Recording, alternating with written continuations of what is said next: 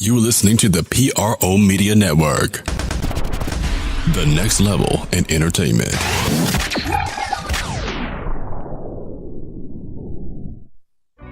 Here goes on it down! How about a poster? Anthony Davis is on fire!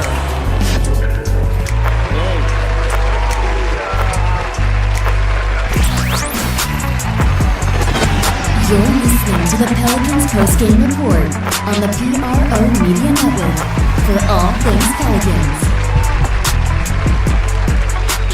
For all things Pelicans, you're now listening to Pelican post-game report on the PRO Media Network.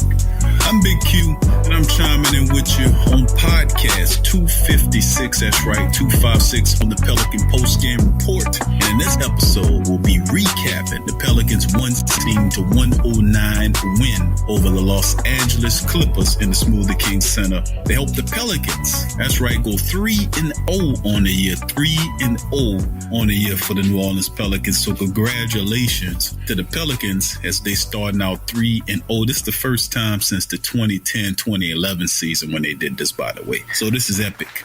So first of all, before we get going, I'd like to give you a round of applause for joining us on the Pelican post-game report. To all our new and established listeners of the show, thank you for joining us for this show as we break down the latest happenings on the Pelicans. We got a good show for you today. A lot of information on the Pelicans, despite the fact that the Pels are now 3-0. A lot of you people out there are like, yes. So we got the Saints over here at 5-1. We got the Pelicans over here at 3-0. And it's a good time to be a New Orleans fan, a New Orleans sports fan, isn't it? Well, in today's episode podcast, 256 of the Pelican post-game report, we got a lot to recap. We're going to recap the Pels and Clippers matchup, as I mentioned. I'm breaking down with stats and facts and my customarily way of doing things. We also have interviews from Gentry and Anthony Davis. They'll chime in on their thoughts on their team as well. Also have some Pels news and items to talk to you about. In particular, we'll talk about a former NBA commissioner giving shots out to our current general manager, Dale Demps. Now, I've always been a Dale Demps advocate. I question a lot of his moves, including the firing of Monty Williams, the hiring of Gentry, a few other movements too, signing of Solomon Hill, the signing of Omer Asik. But Dale Demps has been picking up brownie points for me as of late because a lot of his moves are starting to turn out, and some of them that didn't. But you can see the team starting to turn. You can start to see his vision of what he originally told us what he wanted to do come to fruition. You can't keep hammering the man when you start to see stuff going in the way where he said it. You got to cut him some slack. Well, David Stern, the former NBA commissioner, came out and lambasted general manager Dale Demps, and we're going to go into that story and break it down later. We're also going to talk about the fact that the Pelicans, man, they're doing real good. They keep climbing. The Pelicans have now gotten themselves a G League team. Now, remember last year, they were trying to decide between locations where to put G League. You had Shreveport, you had the West Bank of the New Orleans area, you had Baton Rouge, you had Pensacola in the deal. I think Mobile was in there at one time. But an unlikely name has resurged, and the Pelicans are going to have a G League team setting up pretty soon. So we'll tell you some information about that. We'll also have on the back end of the podcast, we'll preview the Pels as they get ready for the Nets Friday in the Smoothie King Center as Brooklyn comes in. So without further ado, let's get right into podcast 256 of the Pelican post-game report. Pelicans 116-109 win over the Clippers. Excellent win for the Pelicans, 3-0 once again. Team statistics, here we go. Pelicans shot 40 of 93% from the field. That's about 43%. The Clippers actually did pretty good, too. They shot a 47% field goal percentage on the game, 41 of 87. They were 5 of 20 from downtown for 25%. The Pelicans were a little bit better, 6 of 24 from downtown. The threes wasn't falling. But the free throws, the Pelicans hit 75%, 30 of 40 free throws versus what the Clippers did, 22 of 27 for 81.5. That's my whole sticking point with the Pelicans. I'll go in as I keep going down the breakdown. Pelicans did out-rebound the team 59-55. They had 12 offensive rebounds in this game, so big up to the Pelicans. They had 22-18 on their assists. 12 steals. Drew Holiday was big as other Pelicans were pretty good. 9 blocks by the Pelicans, major league in this game. And a stat of the year, the Pelicans held their turnovers down to just 28 single-digit turnovers by the Pelicans, while forcing the Clippers to have 17. So they more than double the turnovers of their adversary. So big ups for the Pelicans for doing that, even getting 18 points off of those 17 turnovers. Pelicans tied 16-60 on fast break points and points in the paint. They won that battle 64-60 and as well. So looking at some of the team statistics, and you say, okay, we watched the game 116 and 109. Didn't look like that much of a difference in the game, thinking that it was a lot closer. Let me tell you something. The Pelicans at one time was up by 20 team. They did have a lapse coming down the stretch, but not that much of a lapse. It was still considerably able to keep the lead at distance, where the Clippers just never were quite in arm's reach. You know, and like I said in the previous show, the preview of this Clipper game is that I told you Tobias Harris is their best player. Of course, Tobias Harris turned down an extension to go back and sign with the Clippers. That was during the preseason. He wants to enter the 2019 as a free agent and choose where he wants to go. I would love to have a guy like Tobias Harris. That was one of the guys I said the Pelicans should try to trade for, was Tobias Harris. You know, he would fit perfectly next to Anthony Davis at that small forward position. He can guard multiple positions. He can shoot the ball. He's athletic. He plays defense. He has a great attitude. Tobias Harris, a perfect Pelican to fill that wing position. You know, he's a borderline all-star. Like that guy a lot. He finished the game with 26 points before we get into individual statistics. Let me tell you about the Pelicans. The free throws, they could have really beat this team by at least another 5 or 6 points if you look at the free throws. 30 or 40 from the free throw line. They got to do better than that. 75%, I know this team can do better than that. 30 or 40, they really have to work on their free throws. Impressed with the low turnovers. Big time for the Pelicans. Let's get impressed with what the Pelicans were able to turn in. And before we go into the individual statistics, let's hear what Coach Elvin Gentry had to say about his team performance against the Clippers. Here's Coach Gentry. Well, that team, you know, any doc team, you know, like I told you at the start, that backcourt is going to be as good a defensive backcourt as we're going to see the whole year, you know, from the standpoint of, getting into you and trying to direct the ball and trying to disrupt what you're doing. You know, they're really, really good at it. I thought we started the game okay, and then I thought we got a little, we decided that we were going to make one pass and shoot or one pass and post up, or, you know, we weren't playing the way we were supposed to be playing. And I think that's what got us in trouble. No ball movement, you know. We're not a 22 assist team. We're a 26 or 28 or 30 assist team, but we're not a 22 assist team. And I thought we got kind of caught up in of just, you know, quick shooting, first of all. You know, we want to push the basketball, and, you know, if the shot is there, fine, but, you know, to just run down and take the quick three-point shots, that's not who we are, and that's what we got to get out of our game. Coach, there was a 23-8 run to start the second half. Was there something in particular that you wanted to stress at the start of the third quarter that would help separate the game a little bit? Yeah, we just talked about playing the way we're supposed to play, and you know, we can't let our competition dictate how we play.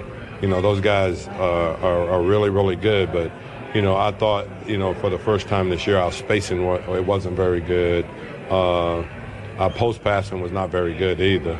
And, you know, we didn't have the zip that we normally have. I didn't think we pushed the basketball. I thought we played at about 75% from the standpoint of getting out and pushing it and running it and trying to get easy basket. We didn't get a whole lot of easy baskets. Although we had a lot of points in the paint, we didn't get a lot of easy baskets initially in our transition, and that's because I didn't think we ran very hard, and I didn't think our cuts was very hard tonight.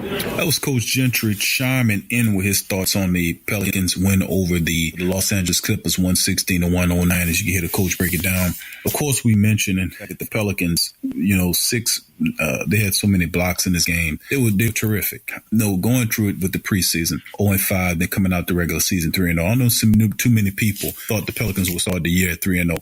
A lot of people didn't think the Pelicans would beat the Houston Rockets, but they were able to do it. You know, and that just goes to show you, man, this team is really looking for something larger than life. And it's just proven. You look at what the Pelicans trying to find the exact right matchup, the right lineup. And I mentioned the death lineup. But if you look at the starting five the Pelicans have, Anthony Davis, we mentioned in the last game how Nikola Mirotic lit the first two games up. Eventually, he was going to have a slide. Eventually, he was going to tail off. Of course, he was going to have a game where he wasn't hot. Well, he finished with 18 points, 7 of 18 on field goal shooting in 30 minutes, 0-6 from downtown, 18 points, 12 rebounds in the game for Nikola Mirotic. Now, that's still good, but we knew that eventually his hot hand will cool off. And when it does, then your more established talent, like Anthony Davis, the best player on the team, would take over. He had 34 points in this matchup, 34 points, 13 rebounds, and 5 block shots Anthony Davis had in this one. In 40 minutes of action, he shot 11 of 21 from the field, 2 of 3 from downtown, 10 of 15 from the free throw line. He was excellent. There's no better way to place this. Elfrid Payton had his best output of his young career with the Pelicans. 20 points in 36 minutes of play with 7-11 from the field. 1 of 1 from downtown, which was a crucial three-pointer that helped create more separation. That was really the dagger. 5 of 7 from the free throw line. He finished with 20 points, 6 assists, and 6 rebounds. Elfrid Payton has found a home, and we talked about that ad nauseum during the offseason about what his contribution is and the fact that he's actually playing on a team that's competing for something. When he was in Orlando, that team didn't have anything. Went to Phoenix, they were not as even in worse shape. So, Kim coming here, he's playing with an established players like Anthony Davis and Drew Holiday, and you have Nikola Mirotic there. Elfrid Payton can relax into his role and just be a distributed defensive guy, attacks the basket, and he has a chip on his shoulder. He's under a 1-year deal. Like I said, it's a proven deal. This guy's trying to earn another contract and show that he's not done. So he's showing up big, and he fits well in his system. Big ups to Elfrid Payton. Drew Holiday was not as good. He played 38 minutes, was 2 of 15 from the field, all 4 from downtown, 4 of 6 from the free throw line. But Drew Holiday, what he does best is defense. He had 8 points, 9 assists, 6 rebounds, and he had a couple of steals. But his defense he was all over those guys. And when Drew Holiday knows that when his offense is not there, he can always rely on his defense. And that's exactly what he did. And then, of course, it's E'Twaun Moore in 34 minutes, 6 of 13 shooting from the field, 2 of 5 from downtown. He finished with 14 points on the night. So E'Twaun Moore really relaxing even further into his role of what he's doing in this and just becoming more of that sharp shooting scorer. You can see him attacking the basket. You can see him a little bit more relaxed. He's undersized, but he still gives Elvin Gentry that 3-guard look that's still dangerous. And it's working for the Pelicans. Julius Randle off the bench. He had 22 minutes, had 18 points in those 22 minutes. And 5 rebounds, 5 of 9 shooting, 1 of 2 from downtown. But Julius Randle stunk last game with the free throws. He was 7 of 7 this time around, so he must have heard the show. He was excellent. And then, of course, the Pelicans only went 4 guys deep off the bench after having such an excellent night. Darius Miller played 13 minutes, only scored 2 points. Solly Hill played 23 minutes, only had 2 points and 3 rebounds. And, of course, Ian Clark got some action. He had 4 minutes, didn't register a basket, but did have a rebound. So that's the statistics on what the Pelicans were able to do against the Clippers. Really, really solid win against the Clippers. They're real scrappy. Patrick Beverley and the rest of those guys, as their top scorer was Tobias Harris with 26 points, 9 rebounds in 38 minutes of action, followed by Danilo Gallinari at 24 points in 35 minutes. So that'll do it for the Pels and Clips breakdown. We're about to go to break. When we come back on the other side of the break, we're going to have what Anthony Davis thought about his win over the Clippers. After that, we'll talk about Pelican news, David Stern comments, the G League team, and then preview the Pels and the Nets. That's coming up for Friday night. All that on the other side of the break. Stay with us. You're listening to the Pelican Post Game Report on the PRO Media Network. Forget ESPN or Fox. Get straight sports talk from the Sports Coma with Big Q and the guys. Sports fans are gearing up and saving big at Fanatics.com, the world's largest collection of officially licensed fan gear. From all the leagues, teams, and players you love, unique one-of-a-kind designs exclusively by Fanatics, and autographed collectibles from today's biggest stars shipped directly to your home. Join Fanatics Rewards for free to earn fan cash on every purchase. Shop now and for a limited time, get 20% off all orders. Fanatics.com, officially licensed everything.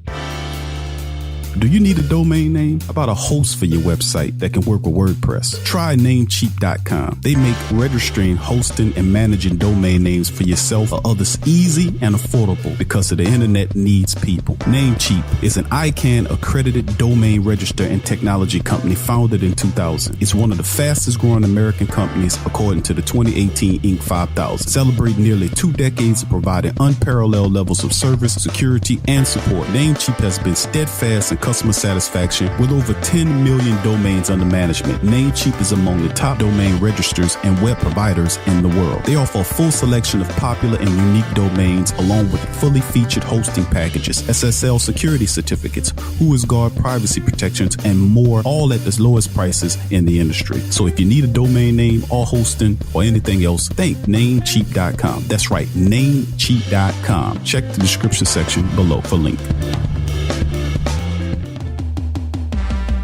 What's up, sports world? The PRO Media Network is on a mission to reach 10,000 subscribers. So besides our regular programs like the Sports Coma with Big Q and the guys, the Pelican Post Game Report, Rapid Fire TSC, and others, we will be expanding out and offering other content like movie, anime, and gaming reviews for your entertainment.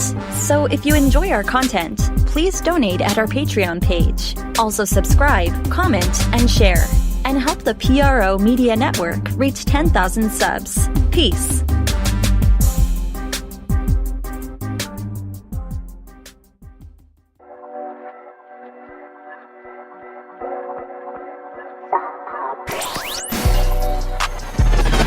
You're listening to the Pelicans postgame report on the PRO Media Network for all things Pelicans.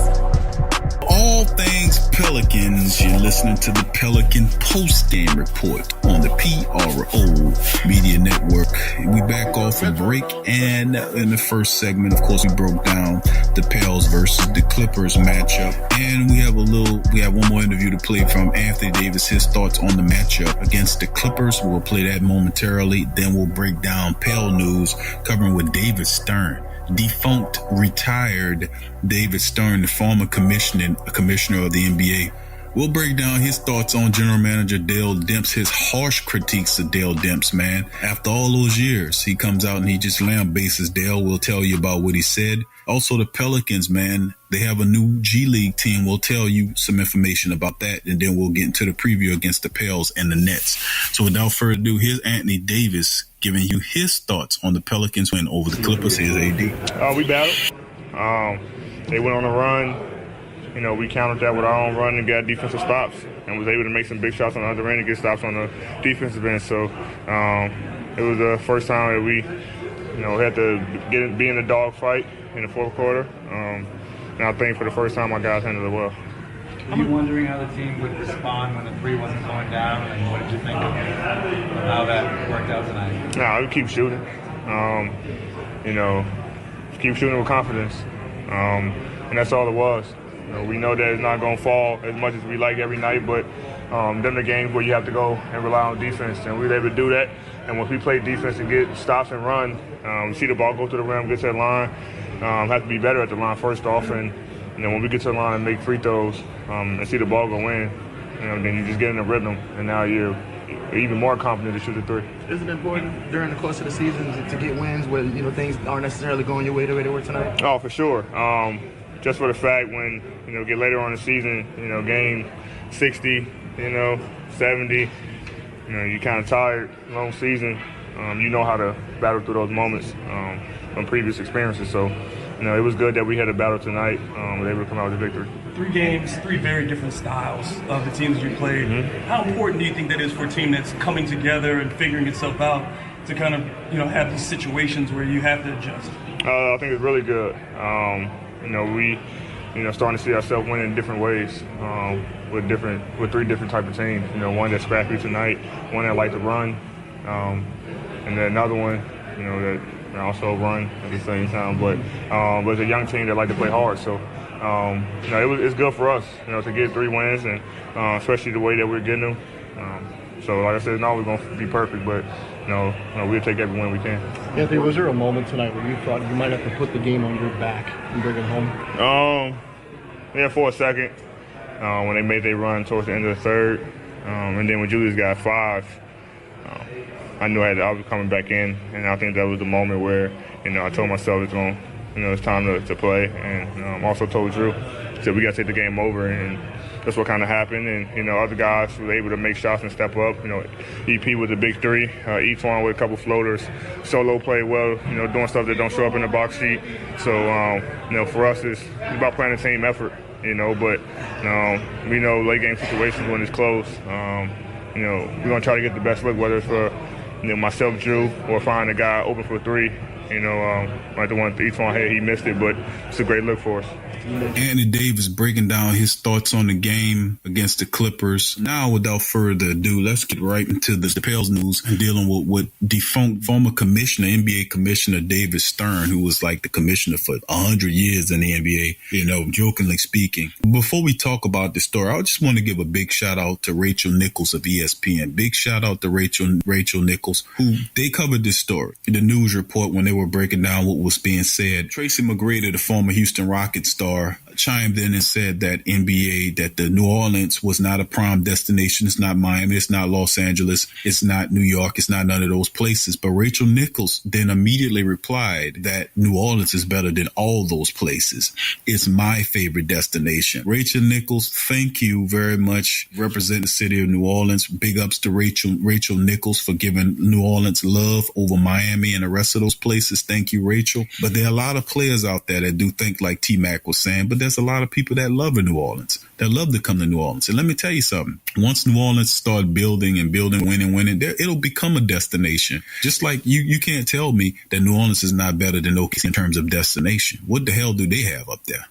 But New Orleans is a place that you can come. I mean, look at San Antonio with Greg Popovich. What did they establish? A culture of winning and winning championships. And then you have big time players wanting to go there and play to win championships. Same thing could be done here in New Orleans. So, that is the culture that they want to perpetuate. They have an owner.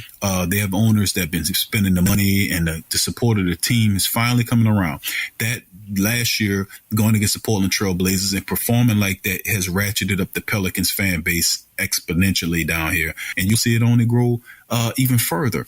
But let's get into the story about David Stern. That's reported on by ESPN and a number of news outlets that's saying David Stern, quote, Pelicans GM Dale Demps is a lousy general manager. Of course, this story goes all the way back to the 2011 when the NBA owned the Pelicans because of the previous owner was having hardships. Remember, he moved the team here from Charlotte to New Orleans. He had crazy little weird deals with certain cable companies and other people. Only certain sections of the city could actually watch the game. It wasn't distributed around the area like it is now. When Tom Benson came, he changed all that. When he bought that team, he threw out all those television deals and had set up a deal where the entire region could see the Pelicans, where the other guy failed. It just showed you the difference in mindset and ownership. Anyway, the NBA bought the team off the previous owner before they sold it to Tom Benson. David Stern, the NBA was actually running the team, and David Stern, the league was the owner, where general manager Dale Demps was here at the time, and the team was looking to be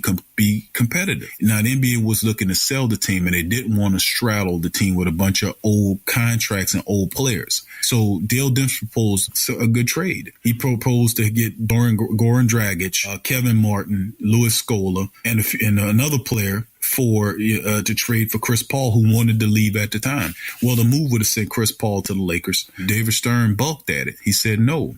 And we'll read from the article yourself to hear what he said about it. It stood the test of time that New Orleans general manager Dale Demps is lousy and poised to lose star Pelicans Anthony Davis. That's a whole nother matter. Not only did he say he's a lousy GM, but he also said that New Orleans is going to lose Anthony Davis. This is the former commissioner talking foolish like this. Quote, there was a trade that Dale Demps wanted us to approve, and I said, heck no. But he had told Daryl Morey and Mitch Kupchak he had the authority to do it, and he didn't. Stern said of the Houston Rockets general manager and the former Los Angeles GM, I said, no, we just settled the lockout, and you want me to approve a basketball trade? So now, this is what Stern did not waver on. He said Demps had to agree to trade Chris Paul, to the Lakers for Kevin Martin, who was a pretty good player at that time. Stern said, and the next trade was then to the Clippers for Eric Gordon, Farouq Aminu, and what we thought was really a good draft pick, which was the 10th overall pick, which turned out to be Austin Rivers. At least those three and someone else, which was Chris Kaman. But Dell Demps is a lousy general manager, and none of those players are currently with the team anymore, and he may lose Anthony Davis. Now, of course, but he said also, I did it because I was protecting the then Hornets, Stern said of the 2011 veto. To this day, everyone always asks me, well, why did you keep Chris Paul from going to the Lakers? I didn't keep him. I didn't approve the trade. No team sells or trades a future Hall of Famer without the owner signing off, and I was the owner's rep. But I wasn't going to hand up Dell Demps. This is what the Pelicans said about what Stern said about Dell Demps. Quote, we are very disappointed to read the inappropriate and inaccurate comments from the former NBA commissioner regarding the New Orleans Pelicans. The club said in a statement, our organization has the utmost confidence in our general manager, Dell Demps. He's a part of our family, the NBA family. We are excited about the direction of our team, the 3-0 start to the season, building on the success of the 2017-18 playoffs. And finally, our organization is excited and proud to be a part of the NBA with the progressive and innovative leadership of NBA Commissioner Adam Silver. So the Pelicans obviously sticking it to the old man, the bitter old commissioner, David Stern, and the new commissioner, Adam Silver, is obviously who they like. And they termed him as progressive, which is a snag at him. So if you can read in between the lines, you can see it's a little beef between these two guys. But for David Stern to come out and call Dell Demps a lousy general manager and that he's poised to lose Anthony Davis. How many points did goddamn David Stern ever score in an NBA game? I mean, he's a lawyer, man. Come on. He's a paperwork guy. Miss me with comments about general manager Dell Demps. If you know anything about basketball, then you would have known that getting Goran Dragic and Kevin Martin was a hell of a player for many years with the Timberwolves. He just wasn't in the right system. Goran Dragic is still playing in the league. He's a perfect, if you gave Elvin Gentry Goran Dragic. Remember, Goran Dragic played for Elvin Gentry in Phoenix. Goran Dragic is a hell of a point guard. Kevin Martin was a hell of a shooting guard. Louis Scola was a hustle player that was vital in Houston when he was there. He was a really solid player that did. Now, the trade that he said he okayed for was Eric Gordon. We hated Eric Gordon down. He was always hurt. He didn't want to be here. El Farouk Amino wasn't nearly as good as what he turned out to be in Portland. And then Austin Rivers, you know the story behind Austin Rivers. We got Austin Rivers. He played for a few years down here. And the only system he ever excelled at is the system which his dad was running. So at the end of the day, what the hell are you talking about? Of course, the first trade, the Vito trade, was a better fit. But in actuality, if we wouldn't have got that terrible player, Eric Gordon and El Farouk Amino and the rest of those guys, we wouldn't have been terrible enough to get Anthony Davis. So at the end of the day, we got Anthony Davis. And the comment on the part about him talking about we're poised to lose Anthony Davis. How the hell are we poised to lose Anthony Davis and the team is 3-0 and Anthony Davis says he's not going anywhere and he just wants to win? Well, if the team is winning, why would he leave? Why would he leave? So once again, I don't want to hear anything from old man David Stern about basketball. He's a lawyer, for God's sake. I doubt the guy even know how to dribble a ball. Anyway, let's move to the next story about the Pelicans, man. Dealing with the Pelicans, got a G League team. Of course, I remember the Pelicans for a long ass time.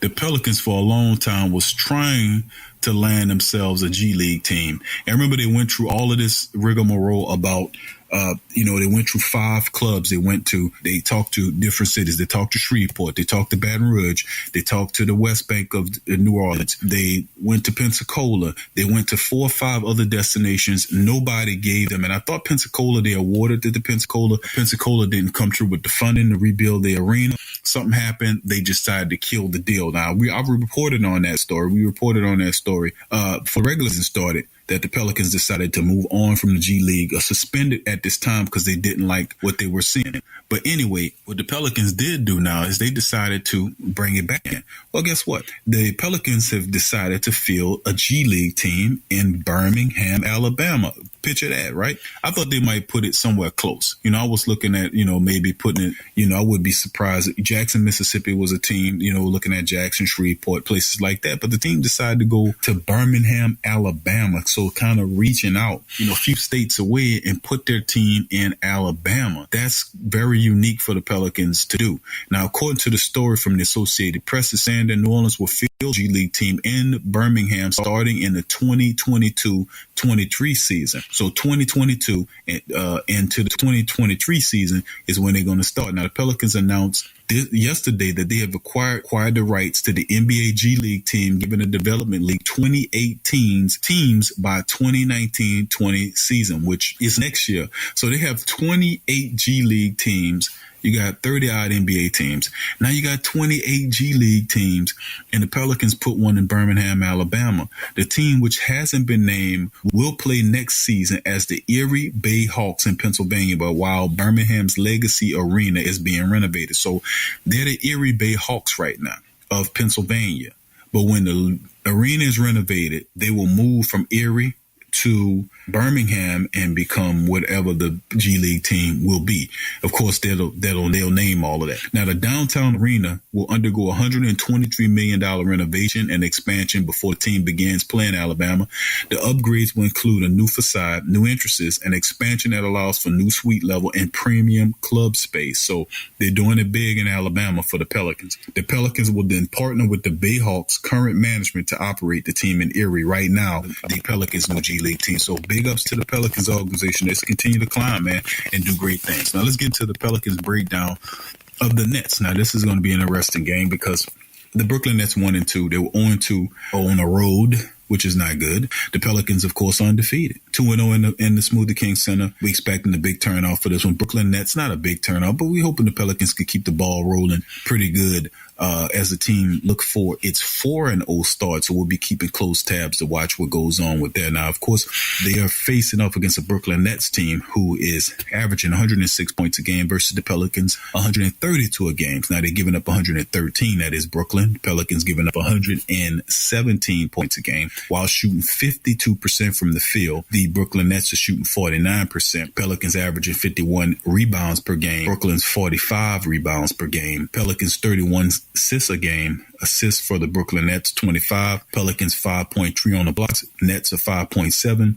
Pelicans almost 9 steals a game versus Brooklyn 6 a game. Pelicans currently on a 3-game winning streak. The Brooklyn Nets just lost their second game of the season against the Indiana Pacers in blowout fashion, 132-112. Clippers. The Pelicans beat the Clippers 116-109 to improve the 3-0. Now looking at some of the injuries, Pelicans have no injuries to report. Good news there. Brooklyn Nets, Allen Williams is day-to-day. Shabazz Napier and Trevion Graham are out. And Krukus is day-to-day for the Brooklyn Nets. Now, the top scorers for the young Nets are Chris LeVert. He has 25 points a game, shooting 65% from the field. He is their top scorer. Top rebound is Ed Davis with 8 a game. Assist man is Darren Russell with 6 a game. Anthony Davis is the top man for the Pelicans, 30 points a game, 13 rebounds a game. And then Drew Holiday is 9 assists a game. So coming into this one, looking at some information we've got, this is not a hard game for me to choose. I think the Pelicans right now are playing really well. I don't see them losing this game, just like I didn't see them losing to the Clippers. Don't get me wrong, I think the Brooklyn Nets are going to come in and lay an egg. They're a very young and talented team, similar to some of the teams they play, like the Sacramento Kings, a more established kind of team in flux like the Clippers. They'll come in and give them a battle. But then when it's all said and done, I expect New Orleans, if they're a next tier team, you got to beat these piddling teams like the Nets and the Clippers and the Kings. I call them piddling teams because, you know, they're not competing right now. They're not going to compete for anything right now. If the Pelicans really are on that level where they're a team that's trying to vie for that first tier or second tier, they have to beat these teams that's below the second tiers and maybe in the third or fourth round. They have to be able to knock these teams off and stack up wins because they have a very difficult game after the Nets against the Utah Jazz, and Utah always plays the Pelicans tough. So I expect the Pelicans to go 4-0 and knock off the Brooklyn Nets at home and on a Friday night where everybody watches. So I'm expecting the capacity crowd, and there's about 17,000 plus people here to watch the Pelicans on Friday night. Go 4-0. What could be any better? So no doubt about it. Pelicans get this win over the Brooklyn Nets. And that'll do it for the show. Thank you for joining us for the Pelican Post Game Report Podcast 256. As always, if you enjoy the show, please feel free to reach out and share the show with other like-minded Pelican fandom that you guys talk to, guys at work, whatever. Share shows. Feel free to share our show on all your social media feeds. If you're a Facebook person, put it there. If you're in the forums, put it there. If you're on Reddit, put it there. Help us out. Also, there's patreon.com. You go to patreon.com. You can also become a contributor, a monthly or a one-time contributor. Help donate funds to help empower the platform as we get to move forward and improve our quality of programming as well. There's also our social media networks where you can join up and subscribe and share. So, as always, thank you for listening to the Pelican Postgame Report. New and established listeners, from me and the entire crew here, peace.